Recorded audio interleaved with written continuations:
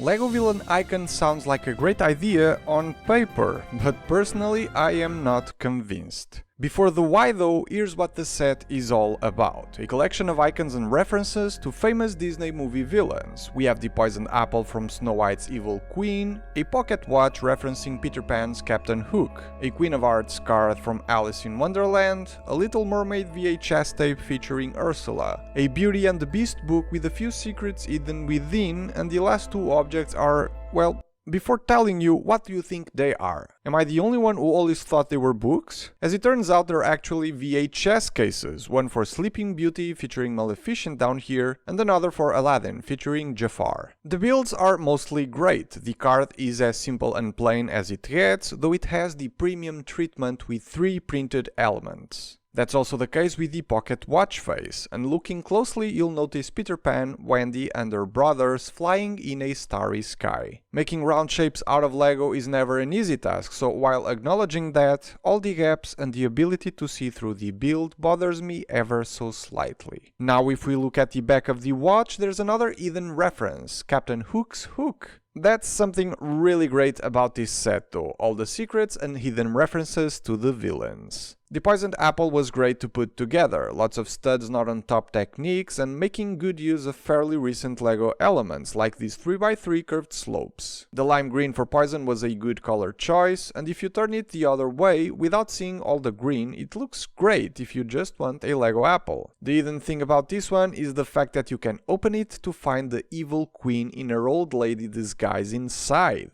The minifigure looks great, very subtle hints of dark blue on her clothes, and the white hair coming from under the hood as well. And don't forget, you can always get her evil queen version from the new Lego Disney collectible minifigure series. Next, the VHS tape. Seeing these brings back a lot of memory, so I get why this has been made out of nostalgia factor alone. The build was surprisingly complex with great building techniques all around. The white shapes behind the roll tape were done with a new to me window pane element in white that fits the new window/door frame elements, and you just slide it into place, which was fun. The label is unfortunately a sticker placed on top of the new 4x8 inverted tile elements. This is what it looks like in the back, and the hidden secret with this one is that you can open the top, same way you can on real VHS tapes, to see stickers of a few iconic scenes from the Little Mermaid movie. The splashing scene, Ariel simping over Prince Eric's statue, Sebastian and Flounder, Ariel using a fork as an airbrush, the failed kissing scene, and giant Ursula from the end of the movie. The tape connects to the main build with these ball joints. Removing it reveals a lot more of the brick-built minimalistic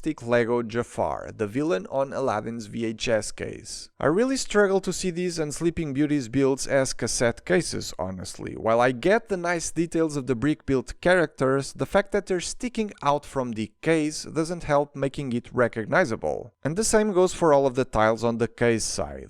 There's this Disney 100 printed tile, which I found interesting because it's the print itself that's silver rather than the whole element. There's also the movie title here, this time around a sticker, which is also the case for Jafar. I remember the sides of VHS cassette cases being transparent, though here they're made white, which is understandable due to Lego not making nearly enough transparent pieces to achieve this very same result. The hidden secret with this build is the secret compartment that houses Jafar's genie minifigure, using the exact same tail element of the original genie from the first Disney collectible minifigure series, but featuring all new prints for the head and torso elements. Sleeping Beauty's cassette case is identical to the previous one, printed tile and stickers for the movie name and Maleficent. The cover also has a brick-built version of the villain with her magical staff, and underneath a beautifully printed 6x8 rounded tile with the movie name, roses, thorns, and the spinning wheel from Princess Aurora's curse. I do like the color choices here. The lime green against the purple look great together, and as for the secret within this build, it will come as no surprise given the previous one that there is a secret compartment with a new Maleficent minifigure inside. Great for people who missed the first one done in the first Disney collectible minifigure series all those years ago. She lost the back cape during the process and became smaller, as I've never realized the height difference between the slopes they used in the past for gowns and dresses dresses, and the new dress minifigure element. The horn element looks exactly the same, though the new one is solid plastic rather than being rubbery like the old one. The final object of this set is Beauty and the Beast book, not VHS case, with, and I'm not believing myself when saying this, with really nice stickers for the book spine.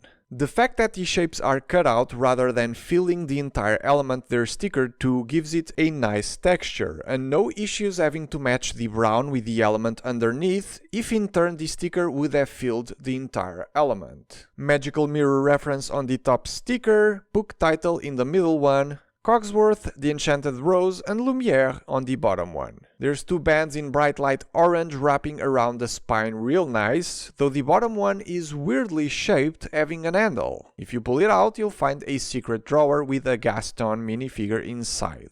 Dual molded arms, great prints overall, especially his iconic smug face, though I feel he could have had one of his weapons of choice. Now we would be inclined to think this is the end of this set, but it actually isn't. The last secret to uncover is up here in the book, where an hidden enchanted rose lies within. Being a Disney fan, I really enjoyed all the references and hidden secrets. The 4 minifigures included are great for any collectors, and speaking to the LEGO side of things, the building experience was really good. Great building techniques and lots of useful LEGO elements in it, like tiles in odd colors and an unexpected high amount of regular bricks. If nothing else, this would be amazing for the pieces alone, especially considering the price of $130 for a set that has more than 1500 pieces, a surprisingly decent price per piece ratio given the Disney IP. Now, I can't stop comparing this to the Hogwarts Icons set, which was to me a true collection of icons. There's the boring books, yes, but then all of the potions, Harry's glasses, wand, chocolate frog, acceptance letter, snitch, the scarf, and last but not least, an impressive Hedwig, making it such an amazing display piece. On the other hand, who displays VHS tapes these days? If you do understand that these are VHS cases anyways, as I think most people, like myself, will mistakenly look at them as books. The only true icon in this villain icon set is the apple, actually featured in Snow White's movie. I don't believe Captain Hook had a pocket watch, and there was never a Queen of Hearts card in Alice in Wonderland. Though I could be wrong, so very sorry if I am.